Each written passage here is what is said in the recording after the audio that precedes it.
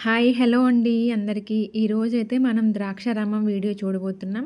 ఈ ద్రాక్షారామం మేము ఎలా వెళ్ళాము అంటే, ఇక్కడ ముక్తేశ్వరం రేవు ఉంటుందనమాట. రేవు దాటితే కోటిపల్లి వస్తుంది. అక్కడి నుంచి వెళ్ళామనమాట. మాకు దగ్గరనమాట. యానం నుంచి వెళ్ళొచ్చండి. కాకినాడ నుంచి అయితే 30 కిలోమీటర్లు, రాజమండ్రి నుంచి అయితే 50 కిలోమీటర్లు ఈ ద్రాక్షారామం అయితే చేరుకోవచ్చు.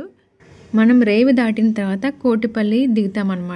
దిగిన తర్వాత ఏంటి అంటే అక్కడ బస్సులు గానీ, ఆటోలు గానీ ద్రాక్షారామం వెళ్ళటానికి అవైలబుల్‌గా ఉంటాయి. అలానే మనం ద్రాక్షారామం వెళ్ళిన తర్వాత దూరం నుంచి వచ్చిన వాళ్ళు ఎవరైనా ఉంటే కనుక అక్కడ రూమ్స్ అయితే అవైలబుల్‌గా ఉంటాయండి. ఇది వచ్చేసి ముక్కాముల సెంటర్ అనమాట. మనం వెళ్ళాలి అంటే స్ట్రెయిట్‌గా వెళ్ళాలన్నమాట. మనం వెళ్ళాల్సింది రేవుకి స్ట్రెయిట్‌గా వెళ్ళాలి. ఇదంతా మనం పంటి ఎక్కే రోడ్డు అంతా కూడా ఇలా ఉంటదండి. ద్రాక్షారామం గురించి నాకు తెలిసిన కొన్ని విషయాలైతే మీతో షేర్ చేసుకుంటానండి. శైవ క్షేత్రంలో ఒకటి అయిన ఈ ద్రాక్షారామం గురించి మనం కొన్ని విషయాలు తెలుసుకుందాం. పరమశివుడికి తన జీవితంలో జరిగిన విషాద సంఘటన ఈ ద్రాక్షారామంతో ముడిపడి ఉందంటండి. ఈ ద్రాక్షారామం భారతదేశంలో గల 18 శక్తిపీఠాల్లో 12వ శక్తిపీఠం అంటారు. అలాగే పంచారామాల్లో ఒకటి ఈ ద్రాక్షారామం అండి. ఈ ద్రాక్షారామాన్ని దక్షిణ కాశీగా పిలుస్తారు. ఇక్కడ శక్తిపీఠం ఎలా వెలిసింది, పంచారామాల్లో ఒకటి ఎలా అయ్యింది, దక్షిణ కాశీగా ఎలా పేరు వచ్చిందో తెలుసుకుందాం. ద్రాక్షారామం కోనసీమ జిల్లాలో కలదు అండి. మనం కోటిపల్లి రేవు దాటాలి అంటే కనుక ఇక్కడ టికెట్ అయితే తీసుకోవాలన్నమాట. మనిషికొచ్చి 30 రూపీస్ అలా. ఇక్కడ కార్లు కూడా ఇందులో వెళ్తాయండి. కార్లు, ట్రాక్టర్స్ అలా వెళ్తాయి. ఇలా వేల మంది ఇలా కోనసీమలో పంటి దాటుతూ చాలామంది ప్రయాణం చేస్తారు. రోజుకు వేల మంది వెళ్తూ ఉంటారు. కారుకి వచ్చేసి 450 రూపీస్ అంట. కొంచెం ఎక్కువ అనిపించింది నాకు కారుకి అయితే కనుక. ఇలా పంటి మనం అటువైపు దాటితే కనుక కోటిపల్లి వస్తుందన్నమాట. మనం కోటిపల్లి వెళ్ళిన తర్వాత అక్కడ ద్రాక్షారామం వెళ్ళటానికి బస్సులు అప్పుడప్పుడు వస్తూ ఉంటాయండి. ఆటోలు ఇవన్నీ అవైలబుల్‌గా ఉంటాయి. మనం ద్రాక్షారామం వెళ్ళటానికి ఒక 20 మినిట్స్ అలా పడుతుంది అంతే. 20 మినిట్స్ అలా పడుతుంది. చాలా దగ్గర అనమాట మేము ఇలా వెళ్ళటానికి. ఒకటి వెళ్ళేది, ఒకటి వచ్చేది ఉంటదనమాట. చూడండి ఎంత బాగుందో కదా! నేనైతే ఇది థర్డ్ టైమ్ అండి ఇలా ఈ పంటలో ప్రయాణం చేయటం. ప్లీజ్ అలా వీడియో చూసే అందరూ కూడా ప్లీజ్ లైక్ చేయండి. ఎందుకు అంటే లైక్ చేస్తేనే కదా నేను ఇంకా మరిన్ని వీడియోస్ చేయాలని ఇంట్రెస్ట్ అలానే ఉంటది అని చెప్పేసి.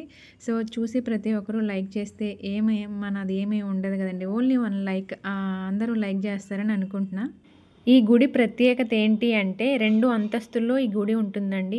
ఇక్కడ కొలువైన దేవుడు భీమేశ్వరుడు, అలాగే శక్తిపీఠం అమ్మవారు మాణిక్యాంబ అమ్మవారు.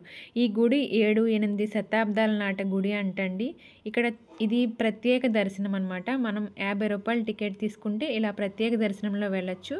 నార్మల్‌గా ఫ్రీ దర్శనం కూడా ఉంటుందండి. మనం దగ్గరగా వెళ్ళి చూస్తే కనుక ఈ 50 రూపాయల టికెట్ తీసుకుంటే దేవుడిని దగ్గరగా చూడొచ్చనమాట. ఇక్కడ స్వామి రెండో అంతస్తులో ఉంటారండి. ఇది వచ్చేసి కింద అంతస్తు.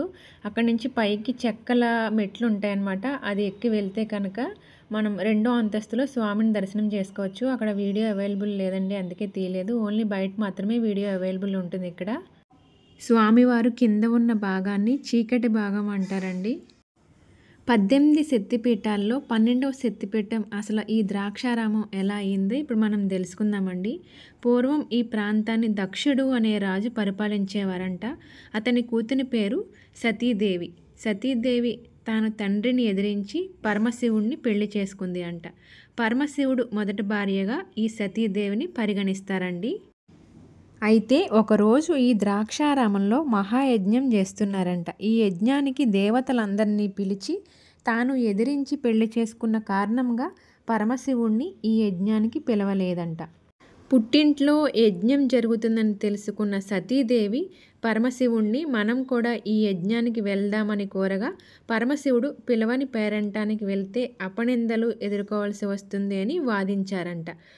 పుట్టింటి మీద ప్రేమతో తాను ఒంటరిగా యజ్ఞానికి వెళ్ళిందంట. తన తండ్రి దక్షుడు పరమశివుణ్ణి అనరాని మాటలు అన్నాడంట. సతీదేవి అవమానం భరాయించలేక యజ్ఞంలో దూకి ఆత్మహత్య చేసుకుంది, చనిపోయిందంట. ఈ విషయం తెలుసుకున్న పరమశివుడు ప్రళయరుగ్రుడై తన జటాజటం నుంచి వీరభద్రుని సృష్టించాడంట. ఆ వీరభద్రుడు దక్షుడి యజ్ఞాన్ని సర్వనాశనం చేసి దక్షుడి తలని ఖండించాడంట. పరమశివుడు తన భార్య శవాన్ని భుజాల మీద వేసుకుని వెర్రివాడిలా రోదిస్తూ ముల్లోకాలు తిరుగుతున్నాడంట. సతీదేవి పార్థివ దేహం పరమశివుడి దగ్గర ఉన్నంతకాలం పరమశివుడిలా రోదిస్తూనే ఉంటాడు అని గ్రహించిన మహావిష్ణువు తన సుదర్శన చక్రంతో సతీదేవిని 18 భాగాలుగా ఖండించారంట. ఈ 18 భాగాలు పడిన ప్రదేశంలో 18 శక్తిపీఠాలుగా ఆవిర్భవించాయి. అందులో నాభి భాగం పడిన ప్రదేశం మాణిక్యాంబ అమ్మవారిగా అవతరించారు ఈ ద్రాక్షారామంలో.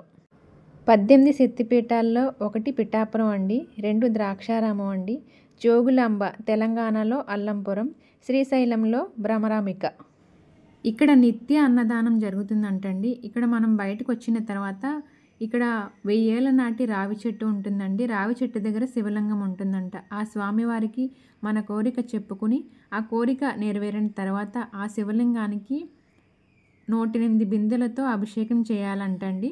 ఆ నీళ్లు కూడా మనం ఈ రావి చెట్టుకి ఆపోజిట్లోంచి లోపలికి వెళ్తే అక్కడ నది ఉంటుందండి.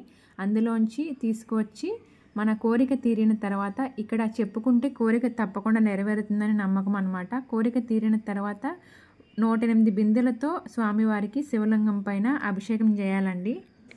ఇప్పుడు మనం పంచారామాలు ఎలా అయ్యాయో తెలుసుకుందాం. పూర్వం తారకాసుడు అనే రాక్షసుడు శివుడి ఆత్మలింగం కోసం ఘోర తపస్సు చేశాడంట. అతని తపస్సు మెచ్చి పరమశివుడు ఆత్మలింగం ప్రసాదించారంట. ఆత్మలింగాన్ని గొంతులో దాచుకుని తారకాసురుడు దేవతల్ని ఇబ్బంది పెట్టడం ప్రారంభించాడంట. ఒకనాడు దేవతలందరూ కలిసి శ్రీ మహావిష్ణువుని శరణు కోరగా శ్రీ మహావిష్ణువు తారకాసుడు శివుడి యొక్క ఆత్మలింగాన్ని పొందాడని, అతన్ని వధించాలి అంటే శివుడు వంశం ద్వారా జన్మించిన వారి వల్లే సాధ్యమవుతుందని చెప్పాడు. దీంతో దేవతలందరూ శరణు కోరగా కుమారస్వామి తారకాసునితో యుద్ధం చేసి తారకాసుని వధించాడు. యుద్ధంలో భాగంగా ఒక బాణం ఆత్మలింగానికి తగిలి అది 5 ముక్కలై 5 ప్రాంతాల్లో పడింది. అదే మనకి పంచారామాలుగా అవతరించాయి. ఇదండి వీడియో. నచ్చితే ప్లీజ్